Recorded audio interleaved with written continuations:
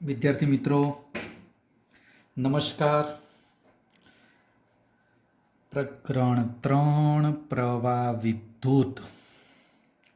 આ પ્રકરણ 3માં આપણે એક વિભાગ પૂરો કરી દીધો. મિત્ર, હું આજે આ જે વિભાગ પૂરો કરી દીધો એની સંપૂર્ણ માહિતી રિવિઝન સ્વરૂપે કરાવું. બધા વિદ્યાર્થીઓ ખાસ ધ્યાન આપીને સમજી લે. બધા વિદ્યાર્થીઓ બહુ જ જરૂરી માહિતી. મિત્ર, પ્રકરણ 3 એનો પહેલો ભાગ આવ્યો. ચલો મિત્ર, પ્રકરણ 3 પ્રવાહ વિદ્યુત. ચલો મિત્ર, સૌથી પહેલા મેં આ પ્રકરણ 3માં જો યાદ હોય ને તો મેં ભણાવી દીધી હતી બાબત વિદ્યુત પ્રવાહ. અને પ્રવાહ બરાબર પહેલું સૂત્ર સિમ્પલ, ક્યુ બાય ટી.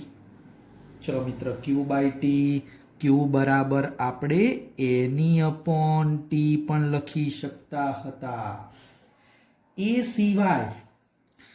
સિવાય યાદ હોય તો ડેલ્ટા ક્યુ અપોન ડેલ્ટા ટી લખ્યો તો, અને પછી વિકલન લખી ડીક્યુ અપોન ડીટી એ લખ્યો હતો. આ પ્રવાહના મિત્ર સૂત્ર હું રજૂ કરું છું. આમાં તમને પ્રવાહ અચળ રહેતો હોય તો આ સૂત્ર વાપરો તો પ્રવાહ સમય સાથે બદલાય છે એ માહિતી આપે છે. પછી પેલો ઇલેક્ટ્રોન વર્તુળાકાર માર્ગે ગતિ કરે તો પ્રવાહનું સૂત્ર બનતું હતું Fe. પ્રવાહનું સૂત્ર મિત્ર બનતું હતું Fe. આ સિવાય પણ મિત્ર એક સૂત્ર મેં તમને ભણાયું હતું. પ્રવાહ બરાબર EV અપોન 2π. પ્રવાહનું આ એક બીજું પણ સૂત્ર મિત્ર મેં તમને ભણાવી દીધું હતું. પ્રવાહ બરાબર EV અપોન 2π. આમાં પેલો ઇલેક્ટ્રોન વર્તુળાકાર માર્ગે ગતિ કરતો હતો, એની ત્રિજ્યા R હતી, એની ઝડપ V હતી. તો આ સૂત્ર પ્રવાહના મિત્રો બધા સૂત્રો. ચલો મિત્ર, એના પછી કોઈ કે સાહેબ વિદ્યુત ભાર કેટલો ગતિ કરે છે તો સંકલનમાં I dt લખી દો ભાઈ. તો મિત્ર મને એ મળી જતું હતું વિદ્યુત ભાર Q બરાબર સંકલન I dt. પછી મિત્ર આપણે જે પરિપથ દોરીશું એમાં એક પ્રવાહ રૈવાજિક પ્રવાહ, જે આપણે ખરેખર દર્શાવીએ છીએ. રૈવાજિક પ્રવાહ બેટરીના પ્લસમાંથી માઇનસ તરફ જાય. અને બીજો જો તને ખબર હોય ને તો ઇલેક્ટ્રોન પ્રવાહ આવે. ઇલેક્ટ્રોન પ્રવાહ રૈવાજિક પ્રવાહથી વિરુદ્ધ હોય, ઋણથી ધન તરફ જાય. આ પણ યાદ રાખજો. બેટરી ઇલેક્ટ્રોનને એનર્જી આપે છે. બેટરી મિત્ર શું કરે? ઇલેક્ટ્રોનને એનર્જી આપે. કોઈ બેટરી ઇલેક્ટ્રોન ના આપે, પણ જે ઇલેક્ટ્રોન હોય ને એને એનર્જી આપવાનું કામ કરે. આ પહેલો વિભાગ. ચલો હવે બીજો એક આવતો હતો મિત્ર અવરોધ. અવરોધ એટલે ટૂંકમાં કહી દઉં તો ઓહમનો નિયમ જ. ચલો ઝડપથી ધ્યાન આપો. ઓહમના નિયમમાં આપણે સૂત્ર R બરાબર V અપોન I ભણાવી દીધું. ઓહમના નિયમમાં R બરાબર V અપોન I ભણાવી દીધું હતું. અવરોધ અને પ્રવાહ એ બંને અદિશ રાશિ છો ભાઈ. પ્રવાહ અદિશ રાશિ, અવરોધ પણ અદિશ રાશિ. અવરોધનું ને પારિમાણિક સૂત્રને યાદ રાખવા માટે એનો એકમ પહેલા ઓમ અને પછી ભણાયું હતું VRC. વીરજી રોમશંગ ચૌધરી. વીરજી રોમશંગ ચૌધરી. VRC 1231, 1232 અને 1242 યાદ રાખજો. VRC માં 1231, પછી આમાં 1232 અને આમાં 12 42. આમાં છેલ્લા બે માઇનસ, આમાં છેલ્લા બે માઇનસ, આમાં પેલા બે માઇનસ. ચલ ઝડપથી. અવરોધ કોના ઉપર આધાર રાખે? તો 3 બાબત. એક, પરિમાણ, બીજું દ્રવ્યની જાત, અને ત્રીજું તાપમાન પર આધાર રાખે. અવરોધનું ઊંધું કરો તો એને વાહકત્વ કહેવાય. જી એટલે વાહકત્વ. વાહકત્વ એટલે 1/r. એનો એકમ મો કહેવાય. અવરોધનો ઓમ, આનો મો કહેવાય. ચલો, અવરોધ પરિમાણ પર આધારિત. અને અવરોધ જો પરિમાણ પર આધારિત હોય ને તો મિત્ર આર ચલે છે એલ, આર ચલે છે 1/a. બે ભેગા કર્યા તો આર બરાબર રો L/a સૂત્ર મેળવ્યું હતું. અને આ સૂત્ર તને યાદ હોય ને તો બહુ જ ઉપયોગી હતું. આર બરાબર રો L/a. રોનું નામ આપી દીધું તો વિશિષ્ટ અવરોધક લખાય અથવા અવરોધકતા લખાય. આનો એકમ ઓમ ઇન્ટુ મીટર. આ કોના ઉપર આધારિત હતું? યાદ રાખજો, આ કોના ઉપર આધાર રાખે? તો આ જ બે બાબતો આના આવે. દ્રવ્યની જાત અને તાપમાન. તાપમાન પર આધારિત હતું. દ્રવ્યની જાત અને તાપમાન પર આધાર રાખતું હતું. ચલો મિત્રો, જો તમે અવરોધકતાનું વ્યસ્ત કરો, મગજમાં ઉતારો, અવરોધકતાનું વ્યસ્ત કરીએ ને ભાઈ, તો એ શું બનતું તું? વાહકતા સિગ્મા.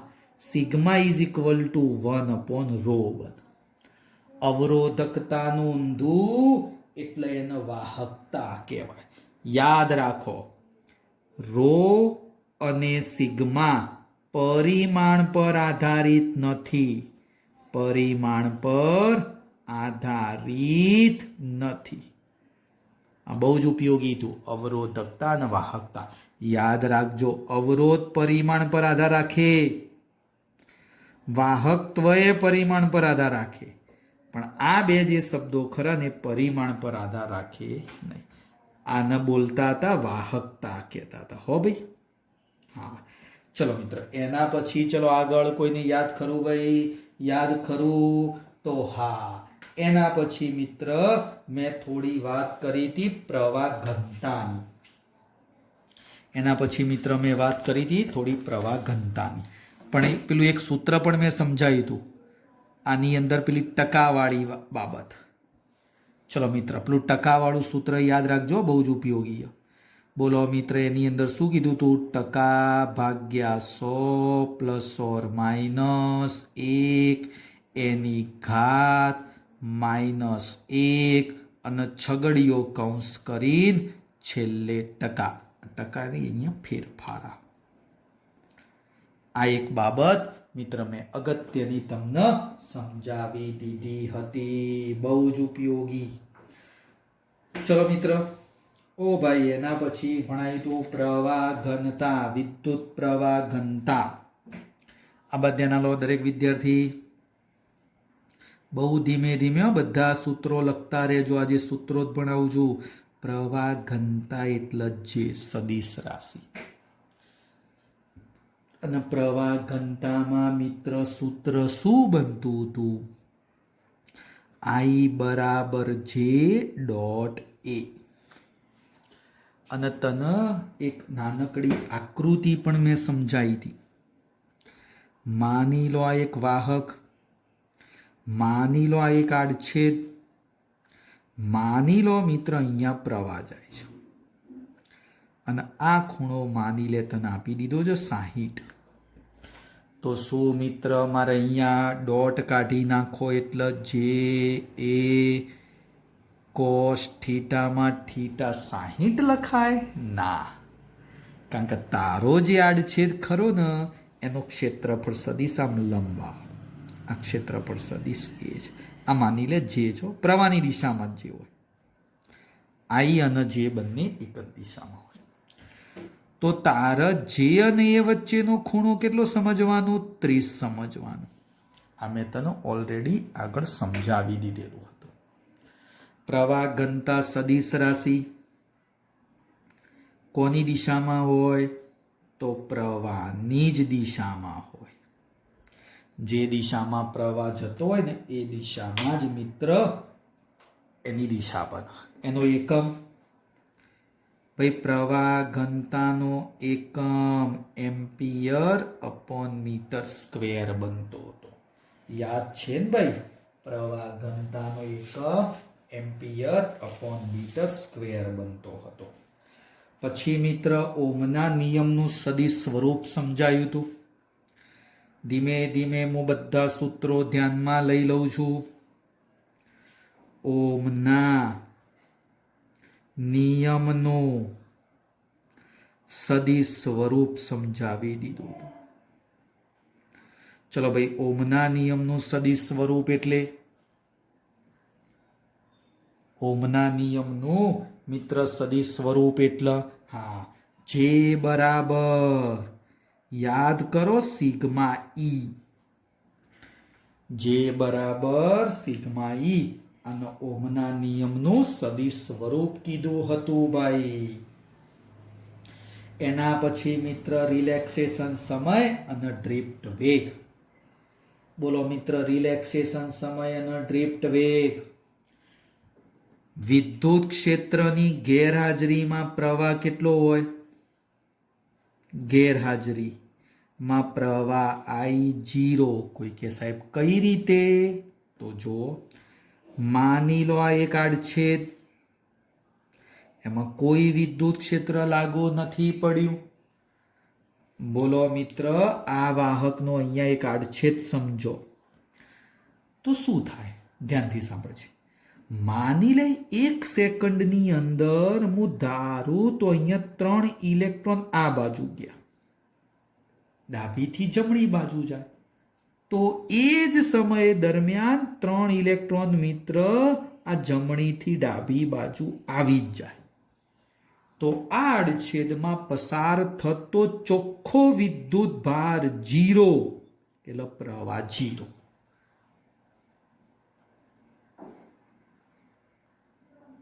હા, પ્રવાહ 0. પણ હવે હું એમ કહી દઉં, બકા જોજો આમાં જેટલા ઇલેક્ટ્રોન આ બાજ્યા એટલા જ આ બાજ્યા, એટલે ચોખ્ખો વિદ્યુત ભાર 0, પ્રવાહ 0. પણ આ ક્યારે? વિદ્યુત ક્ષેત્ર ગેરહાજર હોય ત્યારે. પણ ભાઈ યાદ કરો, માની લો હું વિદ્યુત ક્ષેત્ર ધ્યાનમાં લઉં તો ચલો આપણો વાહક અને આ રીતે બેટરી જોઈન્ટ કરી. જો ભાઈ આ છેડો પોઝિટિવ, આ નેગેટિવ આવી ગયો. પોઝિટિવ છે એટલે પોઝિટિવથી નેગેટિવ તરફ શું આવ્યું? વિદ્યુત ક્ષેત્ર. એટલે અહીંયા માની લે આપણો આડછેદ. તો હવે થાય શું? અહીંયાના ઇલેક્ટ્રોન જે હતા ને એ આ પોઝિટિવ બાજુ ખેંચાશે, એટલે ઇલેક્ટ્રોન આ બાજુ જશે. આડછેદમાંથી મિત્ર ઇલેક્ટ્રોન, મુક્ત ઇલેક્ટ્રોન ગતિ કરે છે. બોલ ભાઈ, ઇલેક્ટ્રોન આ બાજુ જાય તો પ્રવાહ આ બાજુ મળે. આ પ્રવાહની દિશામાં ઇલેક્ટ્રોન અને રૈવાજિક પ્રવાહ વિરુદ્ધ. અને પ્રવાહની દિશામાં શું હોય? પ્રવાહ ઘનતા. જે પણ મિત્ર મેં તને સમજાવી દીધું. એના પછી ડ્રિફ્ટ વેગ સમજાયો હતો. ચલો મિત્ર, કોઈ કહેશે ડ્રિફ્ટ વેગ એટલે શું હતું? તો મિત્ર બે ક્રમિક અથડામણ વચ્ચેનો સમયગાળો એટલે પહેલા રિલેક્સેશન સમય.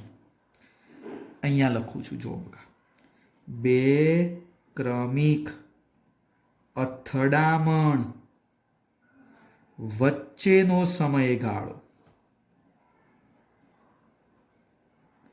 વચ્ચેનો સમયગાળો એટલે રિલેક્સેશન સમય ટાળો. અને ડ્રિફ્ટ વેગ એટલે વિદ્યુત ક્ષેત્રની હાજરીમાં, મિત્ર વિદ્યુત ક્ષેત્રની હાજરીમાં ઇલેક્ટ્રોનને મળતા ડ્રિફ્ટ વેગને બકા ડ્રિફ્ટ વેગનું સૂત્ર જો આવું ભણાયું હતું.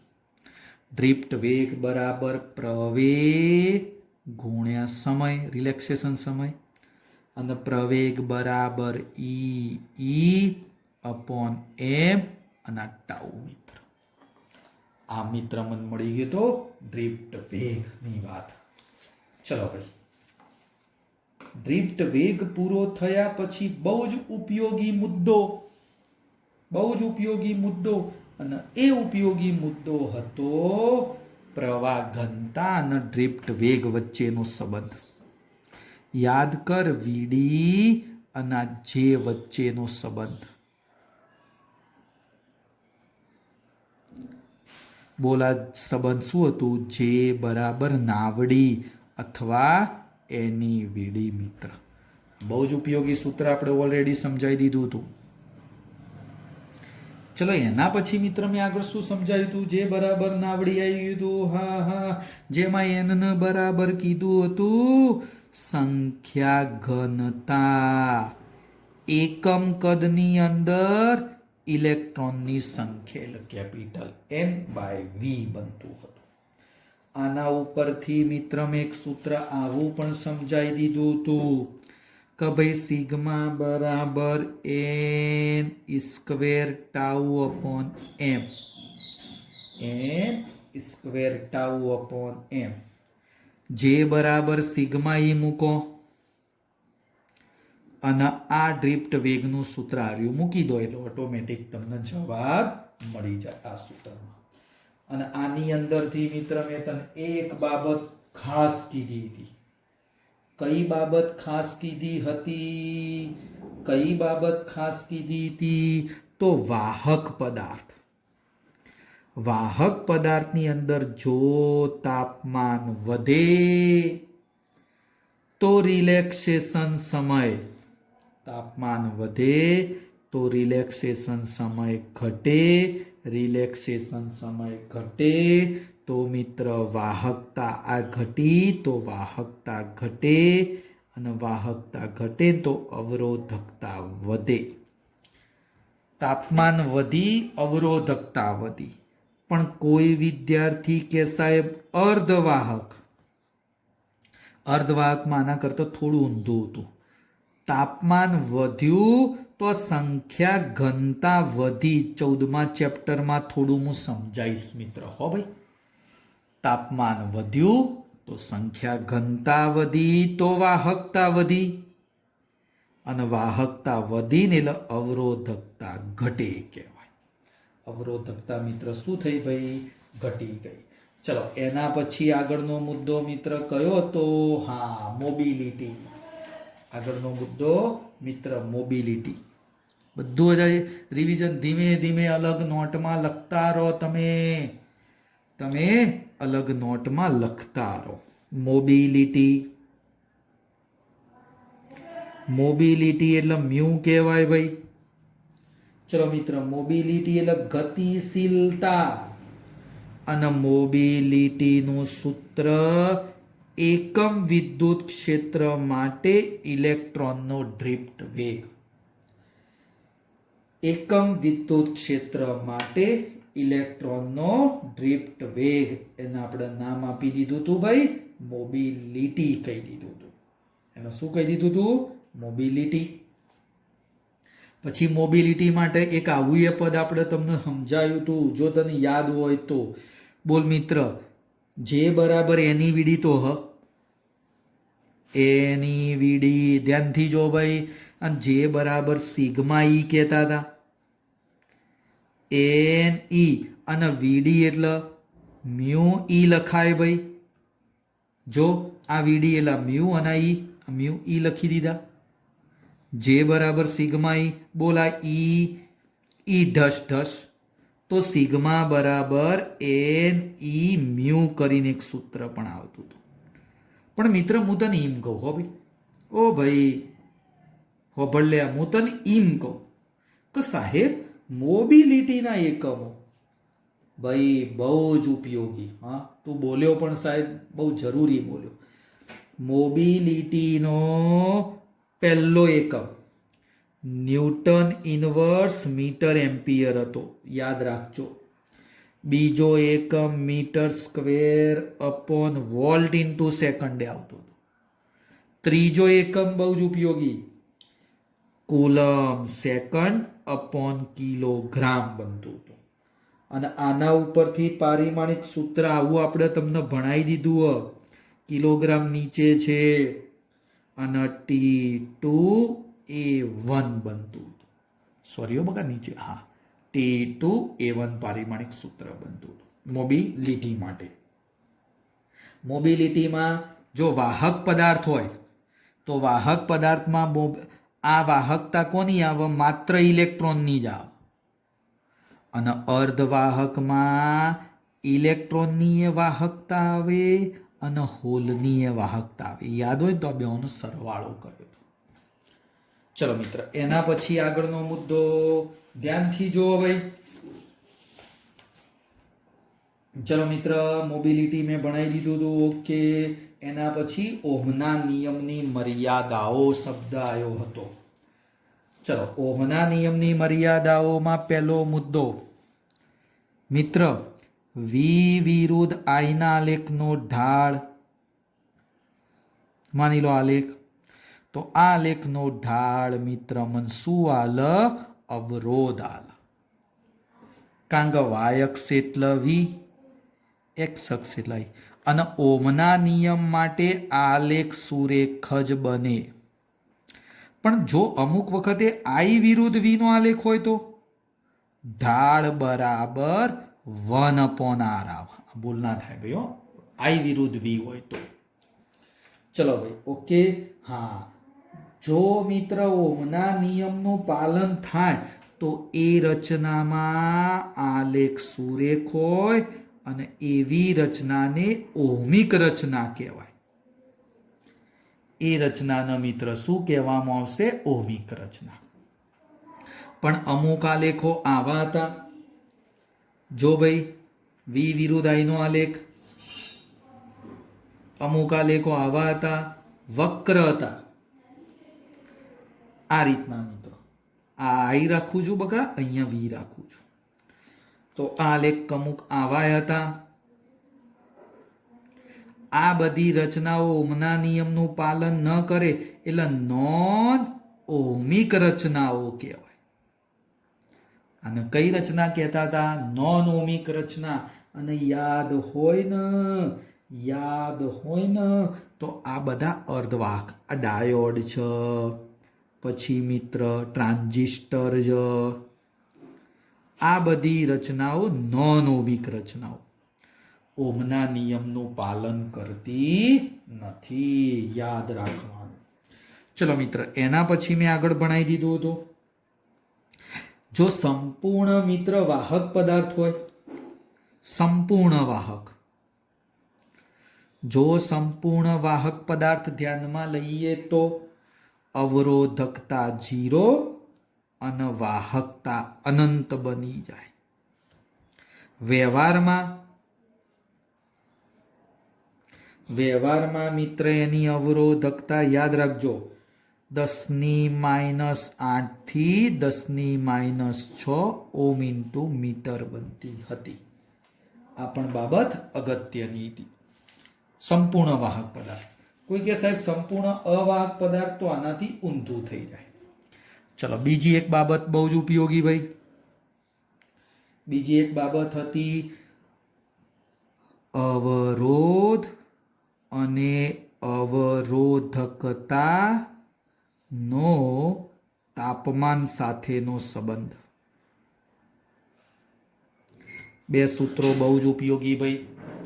કયા બે સૂત્રો? તો પહેલું સૂત્ર, રો બરાબર ρ0, એના પછી આગળ કૌંસમાં 1 + α_t - t0. અને અવરોધ હોય તો R બરાબર R0 1 + α_t - t0. T0 એટલે સંદર્ભ તાપમાન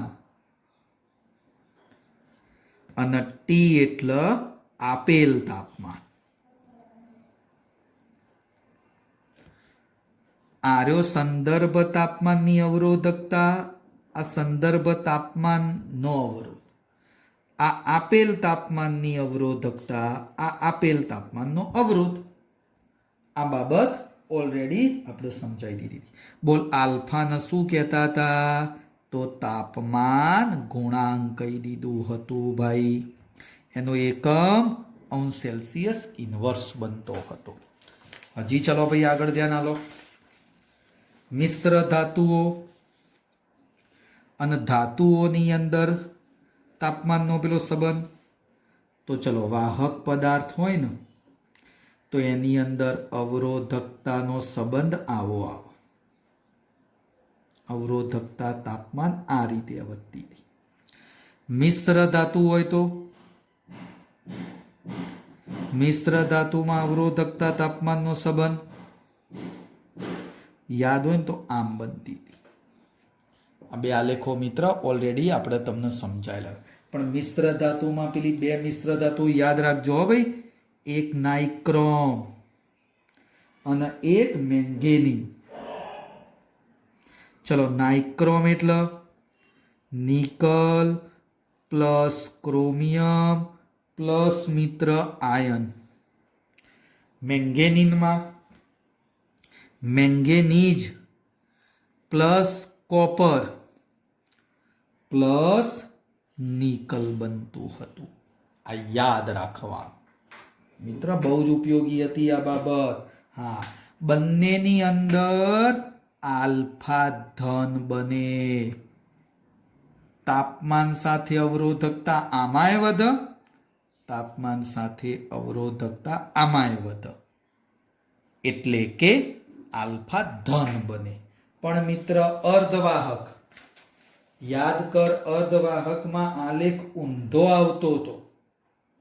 અર્ધવાહક આ રીતની રચના દર્શાવતું હતું. આમ તો આની અંદર આલ્ફા ઋણ બને. અર્ધવાહક છો બકાર્યો. અર્ધવાહકની અંદર આલ્ફા ઋણ બને. કેમ ઋણ બને? તાપમાન સાથે અવરોધકતા ઘટતી હતી એટલે. તાપમાન સાથે અવરોધકતા ઘટતી હતી. કયા પદાર્થમાં તાપમાન સાથે અવરોધકતા અચળ હોય? તો યાદ રાખજે આ મેંગેનીઝ. મેંગેનીઝનો આલેખ લગભગ આવો બને છે. આમ સુરેખ થાય, કારણ કે તેની અવરોધકતા તાપમાન સાથે અચળ રહે. યાદ રાખજો, મેંગેનીઝમાં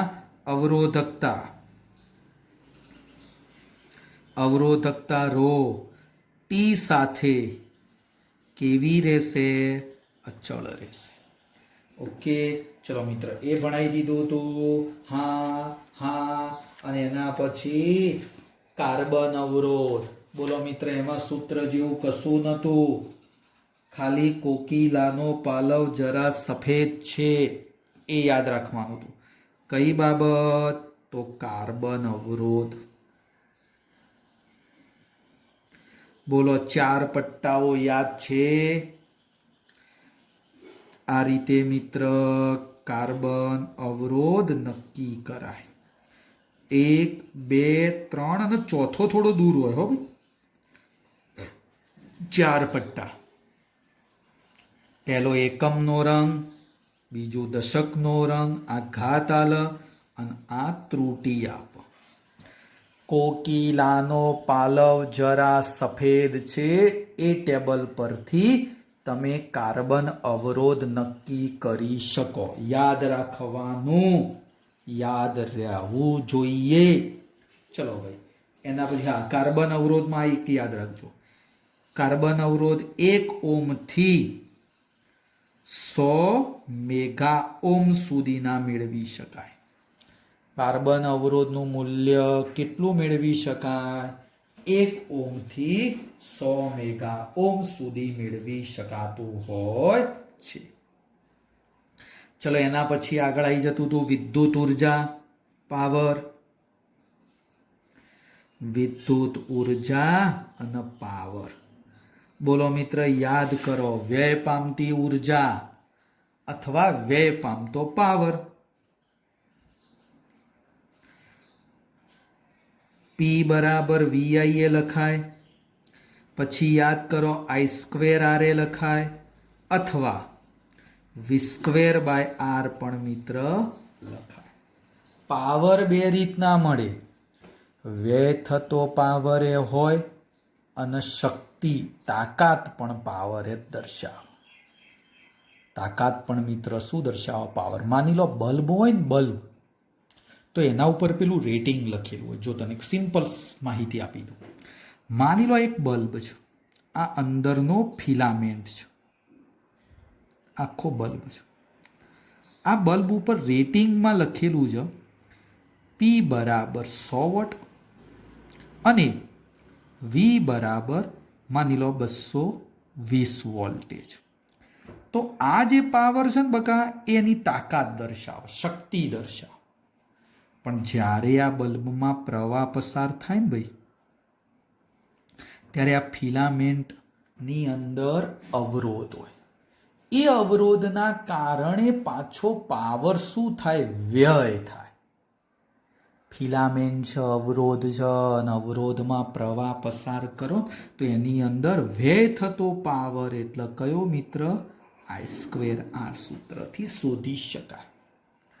એટલે આની અંદર બે પાવર. બલ્બ છે એની તાકાત આટલી છે, બલ્બમાં પ્રવાહ પસાર થયો તો આટલો પાવર વ્યય થયો કહેવાય. ચલો મિત્ર, એ પણ મુદ્દો આપણે તમને સમજાવી દીધો હતો. પછી અવરોધોનું શ્રેણી સમાંતર, બોલો મિત્ર, યાદ છે ને? સિમ્પલ વસ્તુ હતી. એના બધા મુદ્દાઓ મેં તમને આગળ પણ સમજાવી દીધા હતા. અહીંયા ધ્યાન દેજો. અવરોધોનું શ્રેણી સમાંતર, એક શ્રેણી એક સમાંતર. મિત્ર, અવરોધ હોય તો શું લખાય? R1 વત્તા R2 અને સમાંતરમાં 1/R બરાબર 1/R1 વત્તા 1/R2.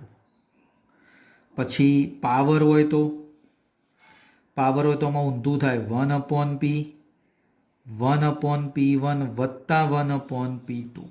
તો આ બાજુ P બરાબર P1 વત્તા P2 થાય. અને કેપેસિટર હોય તો 1/C 1/C1 વત્તા 1/C2. આ બાજુ C1 વત્તા C2. શ્રેણી સમાંતરના મેં બધા પદો તમને ઓલરેડી આગળ સમજાવી દીધેલા, યાદ રાખજો. પછી મિત્ર અવરોધની વાત કરું. અવરોધમાં n અવરોધ તો RS is equal two NR થાય. n વત્તા n વત્તા n, સોરી, R વત્તા R વત્તા R, એવું n વખત. અને RP લખવું હોય તો R બાય n થાય. તો એ પદ શું થતું હતું મિત્ર? R બાય n થતું હતું. ચલો, એના પછી મિત્ર શ્રેણી જોડાણ, સમાંતર જોડાણ ભણાવી દીધું હતું. એના પછી મેં ભણાવ્યું હતું, હા,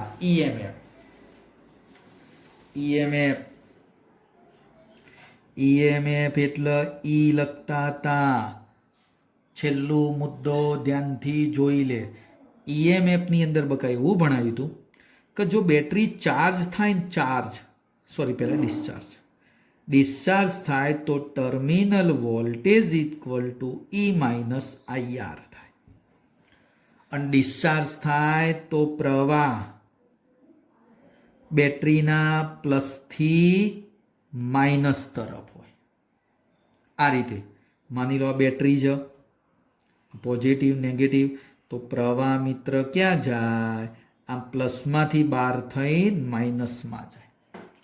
આ બેટરી ડિસ્ચાર્જ થાય ત્યારે V બરાબર E માઇનસ મિત્ર શું બને? IR બને. અને આની અંદર V નાના બને, EMF ના E મોટા બને. પણ મોબાઈલની બેટરી ચાર્જ કરવા મૂકી, જો મોબાઈલની બેટરી ચાર્જ કરવા મૂકો તો V બરાબર E પ્લસ IR થઈ જાય. અને આની અંદર પ્રવાહ માઇનસ થી પ્લસ થાય, આમાંથી આમ બહાર નીકળીને આ બાજુ જાય. અને આની અંદર V ગ્રેટર ધેન E બને. શું બને મિત્ર?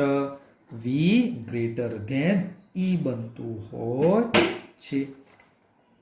એટલે મિત્ર આ એક પણ બાબત ઓલરેડી તમને સમજાવી દીધી હતી. ઓકે, હા. એના પછી મિત્ર છેલ્લો ટોપિક મેં સમજાવી દીધો હતો, કયો? તો કોષોનું શ્રેણી, કોષોનું સમાંતર. કોષનું શ્રેણી અને કોષનું સમાંતર. શ્રેણીમાં યાદ રાખો, I બરાબર એની R પ્લસ NR થાય. શ્રેણીમાં યાદ રાખજે, સહાયક હોય સહાયક, આ સહાયક જોડાણ એટલે E1 વત્તા E2 બને. વિરોધક હોય વિરોધક, નેગેટિવ આ નેગેટિવ ભેગો થયો તો વિરોધક હોય તો E1 માઇનસ E2 બને. મોટામાંથી નાનું બાદ કરી દેવાનું, મોડ કરી દો, કોઈ વાંધો નહીં. ચલો મિત્ર, આને શું બોલતા હતા? તો ઉપરલ્યાને બોલતા હતા કુલ EMF અને નીચેલાને બોલતા હતા કુલ અવરોધ બોલતા હતા. EMF અને કુલ અવરોધ બોલતા હતા. હા, બેટરીના બે છેડે લખતા હતા તો V બરાબર EQ પછી માઇનસ I અને REQ પણ લખતા હતા. EQ એટલે સરવાળો, E1 વત્તા E2 અને REQ એટલે R1 વત્તા R2 હતો. પણ કોષોનું સમાંતર હોય તો બોલ મિત્ર, કોષોનું સમાંતર હોય તો આ સૂત્ર I બરાબર E નીચે R plus N by R આવે. સમાંતરમાં N બાય R, જો આના જેવું થયું. EMF તો અચળ રહેતો હતો.